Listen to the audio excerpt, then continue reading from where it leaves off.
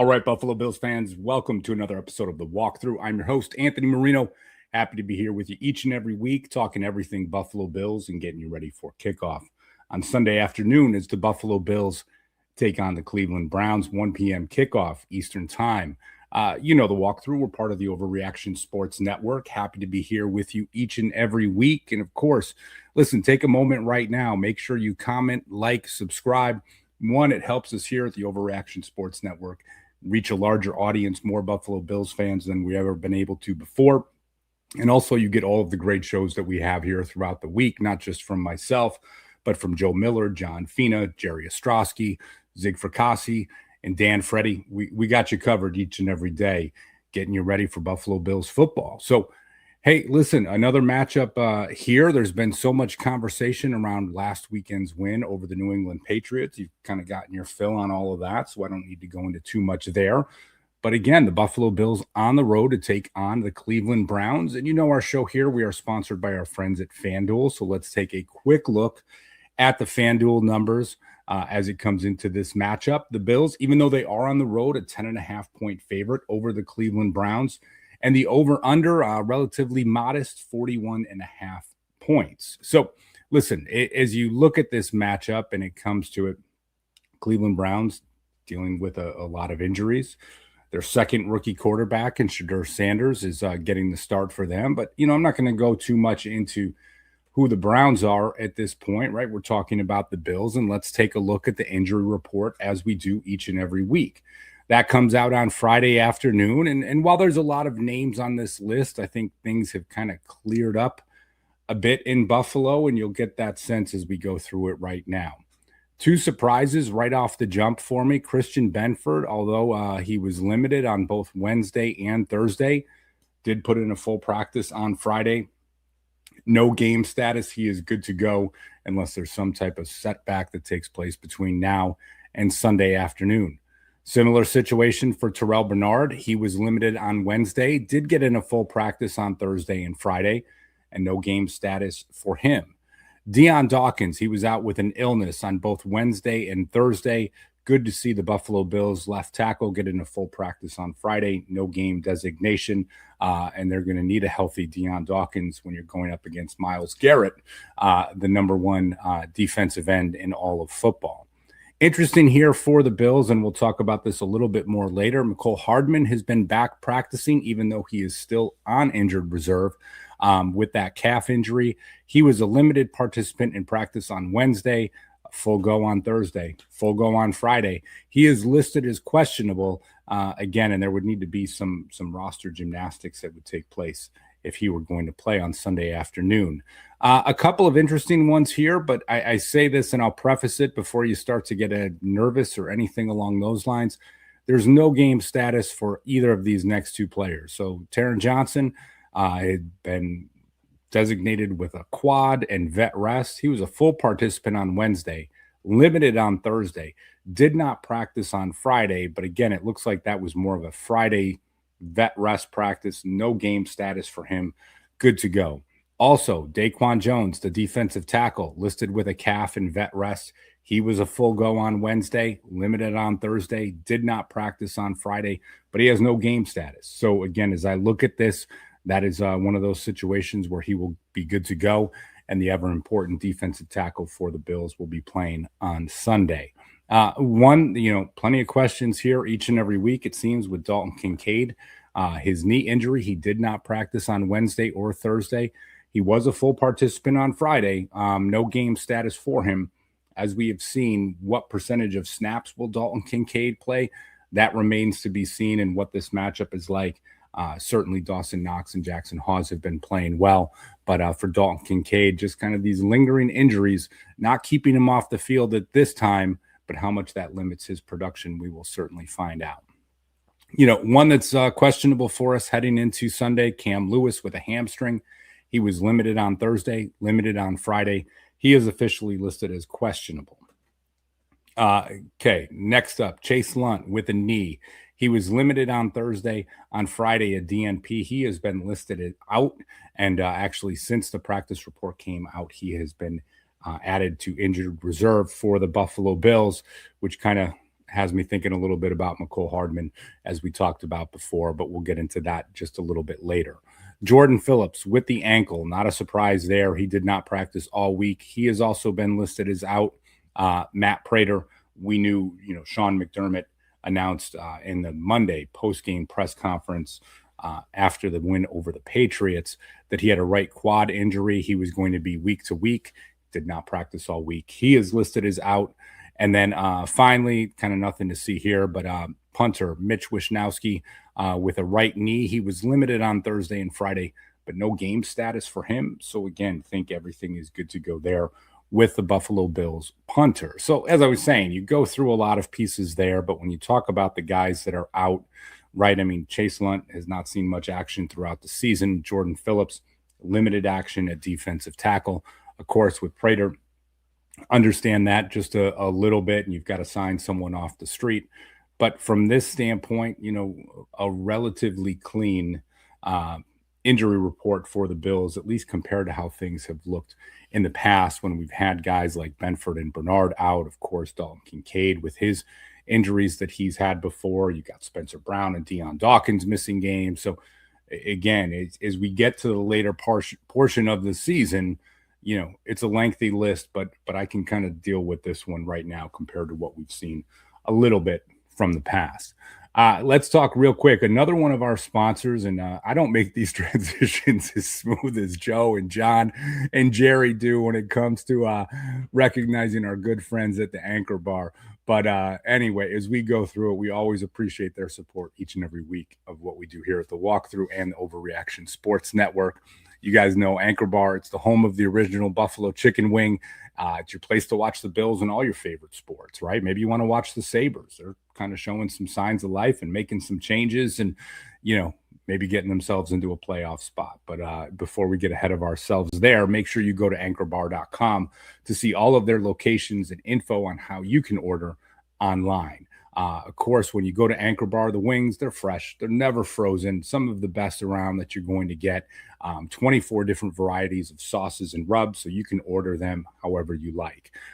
Maybe if you're going to Anchor Bar and you're not feeling wings, there's other things that you can order off the menu too. They've got plenty of choices and appetizers, boneless wings, tenders, pizza, sandwiches, beef on weck, burgers, you name it. They've got plenty of options for you to consider. And of course, you might already know they've got 16 locations, 3 new spots in Tucson, Arizona, Frisco, Texas, Raleigh, North Carolina. Each and every week, I'm going to ask them to open a location here in Albany, New York. But as we say, make sure you go to anchorbar.com to get all of that information. And again, big thanks to everyone there at Anchor Bar for the support of the Walkthrough and everything we do here at the Overreaction Sports Network. So, okay, let's get back to the football here just a little bit. Some roster moves taking place. As we mentioned, Chase Lunt going to the IR. Nothing reported yet on who the Bills plan on signing to fill that spot. My money's going to be on McCole Hardman because he has had a full practice these past 2 days. He is listed as questionable, and if you're not on the 53-man roster, it's hard for you to be questionable to play. So just kind of putting 2 and 2 together there, that would certainly be my guess. There, at least at the time of recording, and this is Saturday morning, that Matt Judon is reportedly going to be signing with the Bills practice squad. And he had gotten his release from Miami, and immediately, right? Like many fans started to look at it, myself included, and thinking, is this a guy that will be a good fit for the Bills? Now, he's 33 years old. It has certainly not been the best season for him in Miami. At this point in his career, like how much is he really going to produce? How much does he have left in the tank? The interesting thing is for the Bills, they have a need at defensive end, and they have a need for someone that can play snaps, on a very limited basis, because let's be honest with things right now. TJ Sanders, who you invested a second-round pick to play defensive tackle, has been playing more defensive end than he has DT over these past few games. And when I look at Sanders' development, having him play defensive end is doing nothing for him. And if we're going to see what he can do at defensive tackle, and if he can continue to grow and progress, that is not going to happen from him getting snaps at defensive end. So I like the idea of, bringing in someone like Judon who could potentially be elevated, because that can put Sanders at his more natural position of defensive tackle. In addition to that, Javon Solomon, who's on the roster, he is just a special teams player. And I don't say just special teams to make it sound like a knock, but the team is not comfortable playing him at defensive end. If they were, they would not be messing around with TJ Sanders playing in that position. So, you're trying to limit some snaps for Joey Bosa. Rousseau and Epinesa can do their thing and show some flashes.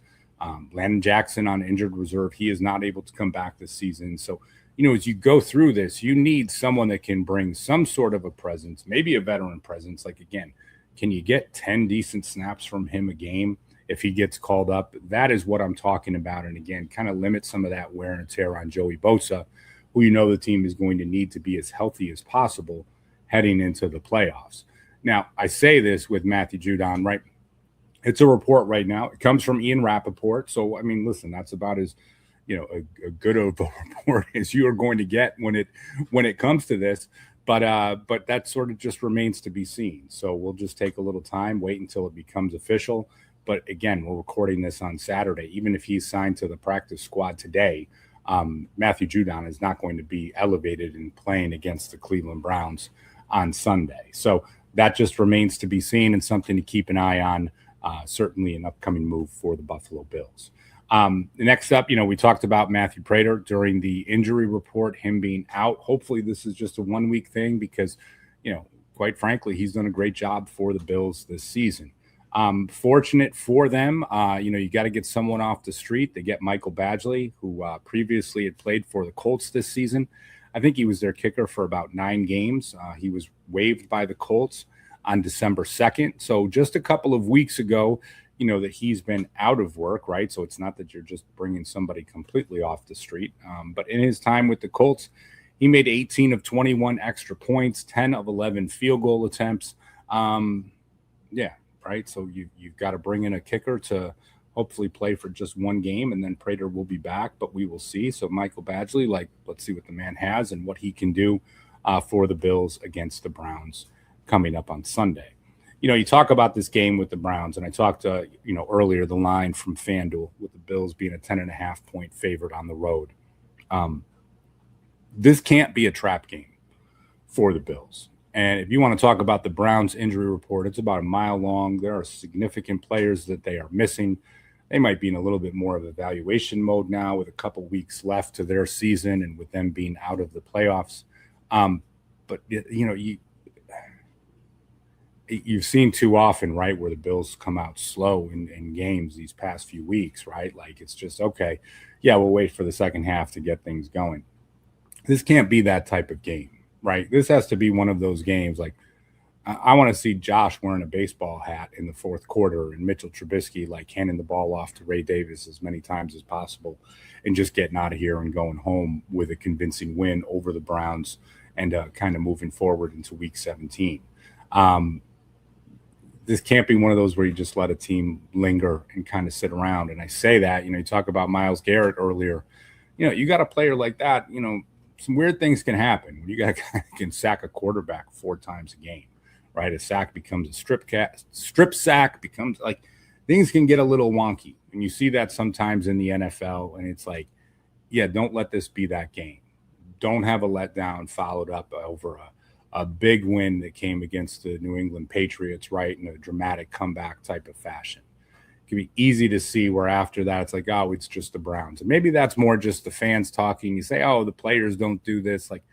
Listen, we have seen some slow starts before. We saw a slow start against the Carolina Panthers earlier this season. We saw a slow start at Miami turn into a loss that puts the Bills, in a kind of weird position where they're probably going on the road for the first round of the playoffs this season. Don't let this be that game. And again, people can say, oh, well, you got this guy at quarterback, or this is taking place, or here's who's sitting out. Myles Garrett is playing, right? Myles Garrett, in my opinion, is the defensive version of Josh Allen. As long as he is on the field, something can happen, and they've got a chance to be in this game. And the Browns defense, they've been good this season. It's not their fault. Their offense has struggled and been putrid. And listen, you might be rolling your eyes as you listen to this or you're watching the show right now. That's fine. This just, for me, you go through enough years with this. Don't let this be a trap game, right? We have a lot of fun this last week talking about the the win over the Patriots, but then the additional storylines that come, right? Well, how can the Bills still win the AFC East? Let's talk about some potential matchups. Is Josh Allen back in the MVP race? Can James Cook win the rushing title? Those things are all fun. They're all great. But if you don't take care of business against the Cleveland Browns on Sunday, all of those things go away. Any talk about the AFC East championship is done. Anything around being the NFL MVP is finished. The rushing title, who cares, right? You can't lose to the Cleveland Browns. So come out, take care of business, do what is necessary. And like I said, I'd like to see Josh Allen wearing a baseball cap, sitting on the sidelines, watching the fourth quarter of the game as Mitchell Trubisky is in at quarterback on Sunday. The Bills can clinch a playoff spot with a win and a little bit of help. So they have to win over the Cleveland Browns, of course. And then, the outcome of the Colts game against the 49ers, if the Colts lose or tie that game, combined with the Bills win, then the Bills are in the playoffs. And then the Texans are playing the Raiders. If the Texans lose or tie against Las Vegas, then the Bills are in the playoffs with a win over the Browns. So, of those two matchups, kind of like things with the 49ers on Monday night, a little bit better than I see the Raiders having a chance to upset the Texans. But as I just said, in the NFL, anything can happen. Things are a little bit crazy, and we'll certainly see what can take place. Listen, a couple more things that I just sort of have on my mind that I would like to see. I do not know why Gabe Davis was not active against the Patriots on Sunday in Foxborough, but I hope that is not the case on Sunday. I think when Gabe Davis is out there and the way the offense can work and the level of trust that he has with Josh Allen from those boundary receivers, he does not necessarily have that rapport and trust with, well, definitely not with Keon Coleman, right? It's just not there yet. And I'm not saying Coleman should be active or inactive or any of those pieces. I'm not getting into that, but I think Gabe Davis needs to be active, that the Buffalo Bills offense is kind of suited to be successful when he is playing. And I'm a fan of Gabe Davis. So I look at that, and I'm hoping that he will be active when that announcement comes out around 11:30 on Sunday. I talked about this earlier. I also want to see TJ Sanders back playing defensive tackle. I get the necessity of having him play defensive end based on the injuries, based on limiting some snaps, all of these things. It is certainly not working for him right now. And as a rookie, I feel like he's doing the right thing. Like, hey, whatever is necessary to try and help the team. Kudos to that young man, because that's the attitude that you need to have, and some versatility and flexibility, and do what is necessary. But now when we come to these last 3 weeks of the regular season and then heading into the playoffs, I want to see if this guy can continue to grow as a defensive tackle. It's just his rookie season. I get that, but those are the reps. Those are the snaps that are going to be most valuable for him to continue to grow and develop into the player that the Bills need him to be. And I, for one, had as high of expectations for him coming into this season, even with the expectation that Ed Oliver was going to be healthy, right? And here's, these guys on what they can do on passing downs and how he can learn and all of these types of things. Well, him playing about 80% of his snaps at defensive end right now, that's not really what needs to take place. So I would like to see TJ Sanders back at defensive tackle. Talked about McCole Hardman. As I mentioned, have to guess, right, based on that, him being on the injury report, that he will be back. How many wide receivers the Bills will have active, that will be interesting to see, and what he can do as a punt returner for the Bills. Listen, right now, Ray Davis, locking himself up as the number one kick returner in football, that is great. But Khalil Shakir as the punt returner, that's just kind of been more of that safety net, right? Let's field this, let's not. But the yards after the catch, the punt returns for Khalil Shakir have not been exactly what the team needs them to be. And Hardman gives them a little bit of an X factor back there.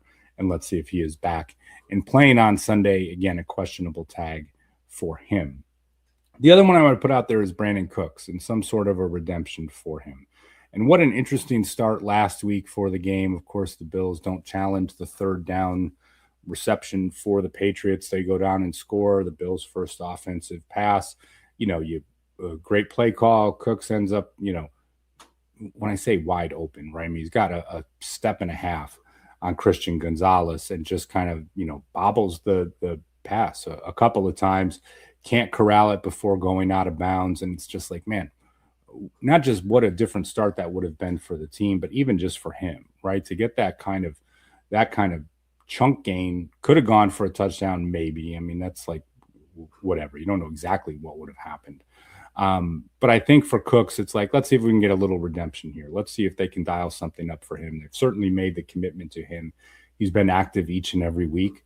Let's see what can happen. So I'm excited to see Brandon Cooks maybe get another shot on Sunday, and maybe Josh Allen takes a shot to him down the field early on in this matchup. So listen, I'm going to go through all of these pieces again, just a couple other pieces. Last week I thanked everybody that supported our fundraiser, the jersey raffle that we did for the Alzheimer's Association.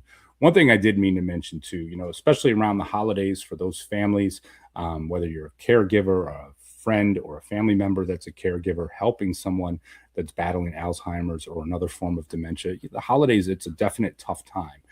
There are resources out there to help folks. There's individuals that they can talk to get guidance and see what can be done to help them and their families, even if it's just some additional information or, again, resources in their communities. If that's something that you, a friend, a loved one might need, make sure you visit alz.org. You can kind of get all this information there. And again, being put in touch with someone 24 hours a day, 7 days a week, even on the holidays, just to make sure that they've got that support that is so necessary for each and them. You talk about the holidays. This is our last show before the Christmas holiday. So again, thank you all for tuning in each and every week. This has been a really fun season to be back, to be part of the Overreaction Sports Network and talking everything Buffalo Bills. And, this week we talked about a lot of different things. You kind of run through it, right? Like Matthew Judon reportedly signing to the practice squad. You got Michael Badgley coming in to fill in for Matthew Prater. Hopefully that's just a 1 week gig, but we'll kind of keep an eye on things as it relates to Prater and his injury. You talk more. It can't be a trap game. This can't be a trap game. I know I say it every time that the Bills are like a double-digit favorite, but I hate these games. I really do. I'd rather see you going into those, those close matchups where it brings out the best in you. These are the types where sometimes the Bills just don't seem to look the way exactly that I hope they would. Those final things we talked about, right? I'd love to see Gabe Davis active, TJ Sanders playing more at defensive tackle, Mecole Hardman back at punt return, or maybe busting one or two. And let's get Brandon Cooks a chunk play, kind of take the top off the defense and sort of put the rest of the league on notice just a little bit that the Bills do have some of these guys that can stretch the field and make things a little bit easier for the offense. So, all right, listen, I said this to you guys before. Make sure you comment, like, subscribe, check out the shows we have here at the Overreaction Sports Network each and every day. Appreciate you all for tuning in. Enjoy the game on Sunday. Go Bills, and I'll talk to you again real soon.